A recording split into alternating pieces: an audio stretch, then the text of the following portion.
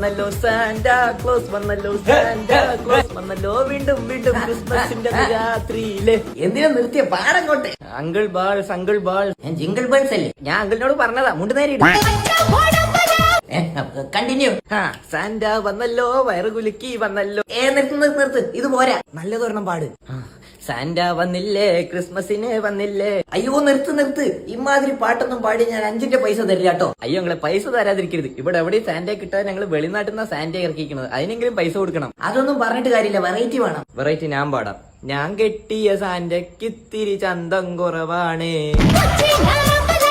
എന്തോന്നാണ് അത്? പാട്ടൊന്നും വേണ്ട, ഞാൻ പൈസ തന്നേക്കാം. ആ സന്തോഷത്തിന് എന്തായാലും പടക്കം പൊട്ടിച്ചേക്കാം. അയ്യോ പടക്കം പൊട്ടിക്കല്ലേ മോനെ, എനിക്ക് ശ്വാസം മുട്ടുണ്ട്.